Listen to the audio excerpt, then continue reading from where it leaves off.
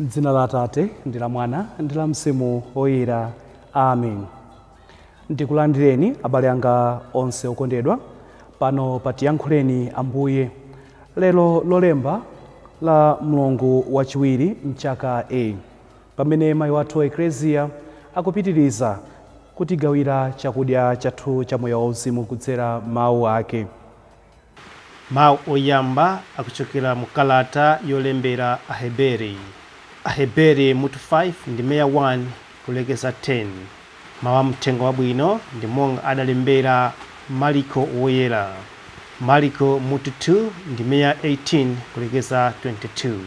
Amene akutiwerengera mthenga wabwino komanso kutigawira mawu ndi Reverend Father Santos Mpingu, a rector ku Child Jesus Minor Seminary Nankunda mu Diocese ya Zomba.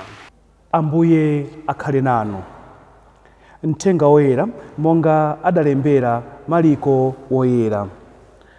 Ulemu kwa inu Ambuye. Mariko mutu wachiwiri kuyambira ndime ya 18 kulekeza ndime ya 22. Pa nthawi imeneyo ophunzira a Yohane ndiponso Afarisi ankasala zakudya. Anthu adadza kwa Yesu namufunsa kuti, kodi bwanji ophunzira a Yohane ndi ophunzira a Afarisi amasala zakudya, koma ophunzira anu ayi?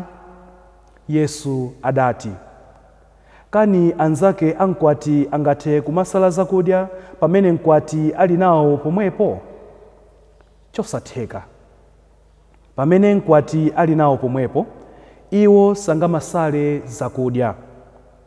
Koma idzafika nthawi pamene adzawachotsere mkwatiyo. Pamenepo ndiye azidzasala zakudya. Munthu satenga chigamba cha nsalu yatsopano nkuchisokerera pa chovala chakale. Chifukwa akatero chigamba chatsopano chija chimakoka nkunyotsolako chovala chakalecho, ndiye kung'ambika kwake kumakhala kwakukulu koposa kale. Ndiponso munthu sathira vinyo watsopano matumba achikopa akale. Chifukwa akatero vinyoyo amaphulitsa matumba aja, ndipo choncho vinyo uja amatayika, matumbawo nkutha ntchito. Koma vinyo watsopano amamuthira matumba atsopanonso. Mthenga wa Ambuye. Ulemu kwa inu Ambuye Yesu Khristu. Abale anga okondeka mwa Ambuye, lerotu mayi wathu Ekleziya akufuna tisinkhesinkhe kwambiri kwenikweni za utumiki, za unsembe, utumiki wa unsembe. Mawu athu oyamba amene tawerenga lero aja akukamba za moyo wa nsembe, wa wansembe wamkulu. Koma mwina ino ndine kwenikweni tikhale tikusinkhasinkha za wansembe wina aliyense. Ndipo mawu athu oyamba aja atiuza zinthu ziwiri zofunikira. Atiuza kuti kodi wansembe ndani, akukamba kuti kodi wansembe wamkulu ndani, ndipo akupitiriza kunena kuti kodi wansembe amachita chani. Choncho tamva kuti akuti wansembe ndi munthu amene amasankhidwa pakati pa anthu, samagwa kuchokera kumwamba ayi, ndi munthu amene amasankhidwa pakati pa anthu. Namba 2 akunena kuti wansembe ndi munthu amene ali ndi zofowoka zambiri. Namba 3 akunena kuti wansembe ndi mwana wa Mulungu, mwana wokondedwa wa Mulungu. Ndipo chosirizira kunena kuti wansembe amachita kuyitanidwa ndi Mulungu, sazitana yekhayi, amachita kuyitanidwa ndi Mulungu. Zinthu zinayi zofunikira kwambiri zomulongosola wansembe.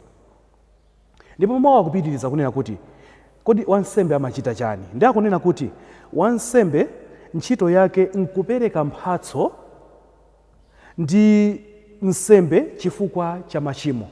Amapereka mphatso ndi nsembe chifukwa cha machimo. Machimo ake kenakonso machimo anthu amene akuwaperekera nsembeyo.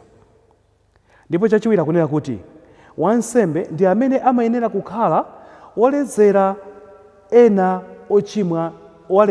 ochimwa mtima.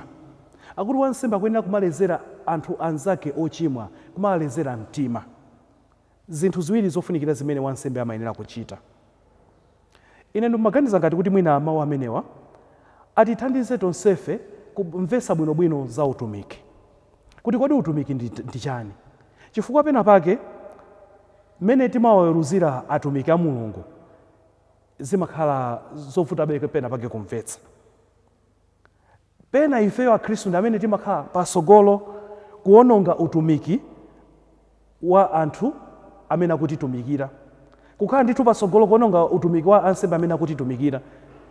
Koma zonsezi timachita ife ino kuti mwina mawu oyambawa amene tawerengawa sitinawamvetse bwinobwino. Penanso ife ndi amene timakhala pasogolo ndithu kuwapezera ndithu upo, kuwafufuza ndithu, kuwasatira ndithu kuti tione kuti alephera pati. Ndi cholinga chakuti tiwachitise manyazi, tiwayaluse ansembe athu, tiyaluse atumiki athu. Komatu mawu oyambacha akunena kuti wansembe ndi munthu amene amatengedwa pakati pa anthu anzake, alinso naye ndi zofowoka zake. N'chifukwa chake akamapereka nsembe, amapereka nsembe choyamba kuziperekera iye mwini, ndipo chachiwiri amaperekera anzake amene ali nawo limodziwo. Nthawi zina amene timaweruzira ansembe athu timaweruza molakwika. Timachita kusakasaka kuti tifufuze kuti kuda alephera liti, alephera nthawi yanji. Izinso ndi zimene tikuziona lero mu Uthenga Wabwino. Panali kagulu kena kamene kamango asatira Ambuye Yesu kwina kulikonse, akalowera uko asatira, akalowera uko asatira. Cholinga chawo sichinalinso china, koma amafuna kuti apezere Ambuye Yesu mistake, apezere china chake cholephera Ambuye Yesu. Ndakuti anangoti kungowaona ophunzira awo akumatchula tirigu nkumadya, aliyeya vuto limene talipeza amene tiye naye. Ndakuti akufika kunena kuti ophunzira anthu ena amene tikuwadziwa ife aneneri ena amasala zakudya. Koma inu ophunzira anu simunawaphunzitse bwino. Inu kodi vuto ndi chani? Mukuwaphunzitsatu anthu kukhala very loose. Ndi Ambuye Yesu akuyankha kuti sakuyenera kusala pamene mkwati ali pomwepo. Mtima ungofuna kumangopezera anzathu zifukwa. Inu ndine tinaonapo anzathu amene m'mapalishimu amapita kutchali chosati kuti akapemphere, koma amapita kuti akapezera anzawo zifukwa. Tikaone kuti kodi aujerero apanga mistake yanji. Olo ngakhale kuma ofisiku tili ndi anthu amene mabwana ngakhale somwena ntchito ena kuti mwena si mabwana amene amapita ku ntchito osati kuti afuna akagwire ntchito, koma amakhala ali busy kuyang'ana ntchito yanzawo kuti aone kuti anzawo alephera bwanji tsiku limenelo, ndipo akangolephera chimene chija amachigwirisisa kwambiri ndi cholinga chokuti apweteke anzawo aja. Mtima umangofuna kumangowapezera anzawo zolakwika. Koma timakhala tikumayiwala chinthu chimodzi, tonsefe ndife anthu ndipo tonsefe tili ndi zofowoka. Timakhala busy akhristu kuweruza ansembe. Kodi pakati pa wansembe uyu ndi wansembe uyu wabwino ndiuti? Wansembe uyu ndi wansembe wabwino ndiuti? Bambo akuti ali ndi mphaso yakuti achalibe. Ndimene zimayenera kukhalira ansembe ali ndi mphaso zosiyanasiyana. Mphaso imene ili ndi wansembe uyu singakhalenso ndi wansembe uyu ayi. Timawaweruza anthu chifukwa chamene tikuonera anthu ena. Ndi Ambuye Yesu lero mwina kuti kumbutsa chinthu chimodzi limenenso lili phunziro lathu lamphamvu limene tikulipeza tsiku la lero. Ngati tikufuna kumuweruza munthu, tatiye tifananize moyo wake ndi moyo wa Ambuye Yesu. Tisafananize moyo wake ndi moyo wa anthu ena ayi. Chifukwa tonsefe tikufuna tichite monga momwe Ambuye Yesu ankafunira. Sitingakwanirise ayi. Sitingakhale moyo umene Ambuye Yesu ankakhalira. Koma Ambuye Yesu akutiyitana tonsefe kuti tikhale moyo wake. Ndipo tsiku ndi tsiku ngati tifuna kuweruzana, tiweruzane potengera kuti kodi akanakhala Ambuye Yesu akanapanga chani. Ndikukhulupirira kuno kuti Ambuye Yesu akutipempha tonsefe kukhala anthu achikondi, kuweruza anzathu mwachikondi, kuwathandiza anzathu kuti achite zinthu moyenerera. Tisamakhale anthu ofufuza zolephera mwa anzathu. Tikatero choncho tizakhala akhristu enieni. Timpemphe Mulungu atipatse chaulere chimenechi.